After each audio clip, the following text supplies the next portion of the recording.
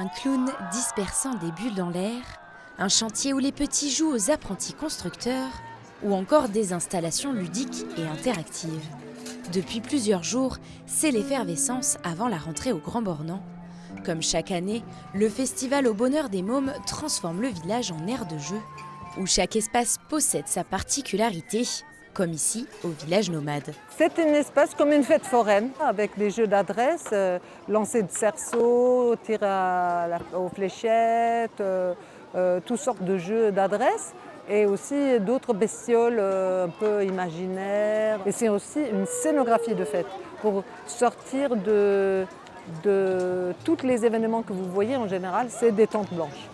Donc quand on vient ici, c'est une explosion de couleurs et c'est la meilleure arme du monde, la couleur. Manège à propulsion parentale et musicale, poissons géants à bascule, jouets articulés. Ici, petits et grands s'en donnent à cœur joie. C'est très varié, les bois flottés, les figurines un peu extraordinaires. Ça sort de l'imagination, ils retrouvent ces figurines dans des livres.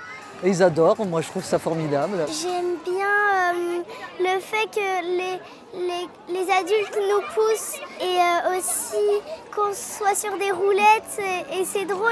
Je trouve ça mignon qu'il y ait un petit truc qui tourne, puis le bonhomme juste à côté. Un peu plus loin, les festivaliers peuvent aussi profiter d'une ambiance cette fois plus mélodieuse, mais tout aussi expérimentative avec le jardin musical. Un lieu où plusieurs créations singulières du musicien Étienne Favre y sont installées lors de chaque édition. Ici, on a un labyrinthe dans lequel on a suspendu beaucoup d'éléments à toucher, à manipuler et à traverser et à entendre en traversant. Et il y a des instruments géants. Ce sont des objets que j'ai conçus un petit peu de façon très diverse. Il y a beaucoup de roues avec des objets sonores dedans.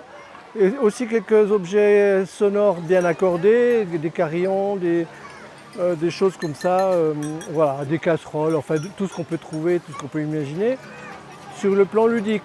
Avec plus de 22 lieux de spectacle et environ 600 représentations, le festival attire en moyenne près de 65 000 visiteurs par an, tout âge confondu, et venu retrouver pour certains leur âme d'enfant.